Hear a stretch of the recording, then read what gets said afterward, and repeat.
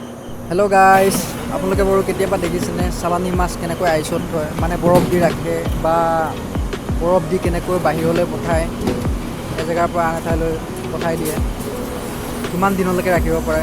তো আহক মই আপোনালোকক এইটো ভিডিঅ'ত দেখাম মাছবোৰ কেনেকৈ ৰাখে আইচ দি। চাওক, এইটো আমাৰ অসমৰ নহয়, বাহিৰৰ দৃশ্য হয় এইটো। সাগৰৰ পৰা যেতিয়া মাছবিলাক ধৰি আনি কেনেকৈ ৰাখে, তাৰপিছত বেলেগ এটা গোডাউনত যায়, গোডাউনৰ পৰাহে মাছবিলাক জেগাই জেগাই পঠিয়াই দিয়ে, ডিষ্ট্ৰিবিউটৰলৈ যায়। প্ৰথমতে এটা গোডাউনত যাব, সেই গোডাউনতহে গৈ কাৰ্টুনত ভৰাই, যিটো থাৰ্মকল বুলি কয়।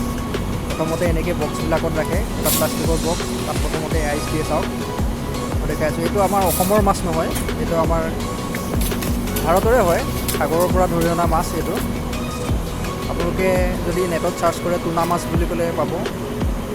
বিশেষকৈ টুনা মাছবিলাক ডাঙৰ ডাঙৰ দেখা পায়, কিন্তু এইটো টুনা বুলিও কয়, কেদাৰ বুলিও কয়। আপোনালোকে চাওক মাছবোৰ কেনেকৈ পৰিপাটিকৈ ৰাখে, ধুনীয়াকৈ এনেকৈ। প্ৰথমতে অলপ আইচ দিয়ে, আইচৰ তৰফটোৰ ওপৰত মাছবোৰ এনেকৈ ধুনীয়াকৈ সজাই পৰাই ৰাখে, তাৰ ওপৰত আকৌ আইচ দিব। এনেকৈ আপোনালোকে চাওক, বহু দিনলৈকে এনেকৈ মাছবোৰ ৰাখিব পাৰে। কিন্তু এটা কথা, আইচবোৰ পানী হৈ যায়, অলপ গৰম ভাৱ পালে পানী হৈ যায়, গতিকে ক'ল্ড ষ্ট'ৰেজ বুলি কয়। ইয়াৰ পৰা ক'ল্ড ষ্ট'ৰেজ বুলি কয়, সেইটো যিটো গোডাউন বুলি ক'লোঁ মই, সেইটো ক'ল্ড ষ্ট'ৰেজ বুলি কয়। তাত ৰাখিব, তাত ঠাণ্ডাই হৈ থাকে। তাত মানুহ সোমাবলৈ হ'লে যিমান গৰমৰ দিন হ'লেও জেকেট পিন্ধি সোমাব লাগিব, হাতত গ্ল'ভছ লগাই ল'ব লাগিব, টুপি লগাই ল'ব লাগিব। এনেকুৱা এটা ক'ল্ড ষ্ট'ৰেজ আছে, ইয়াৰ পৰা মাছবোৰ নি তাত সোমোৱাই থ'ব। সোমোৱাই থোৱাৰ পিছত য'ত য'ত লাগে তালৈ পঠাই দিয়ে। ইয়াৰ পৰা বৰ্তমান মই এইটো মাছেই দেখা পালোঁ, কিন্তু বেলেগ বেলেগ মাছবোৰতো এনেকৈয়ে লৈ যায়, আইচ দি ৰাখে, আইচ দি ৰাখি লৈ যায় এই গোডাউনলৈ। এইটো টুনা মাছ বুলি কয়। এই মাছটো সোৱাদ আছে, কিন্তু আমাৰ অসমৰ মানুহবিলাকে এইটো হয়তো খাই ইমান সোৱাদ নাপাব, কাৰণ এইটো মাছটো টেঙা টেঙা লাগে অলপ। এইটো টেঙা জোল বনাব লাগিব বা টেঙা আঞ্জা তেনেকৈ বুলি কয়, টেঙা আঞ্জা কৰি খাব লাগিব এইটো মাছটো।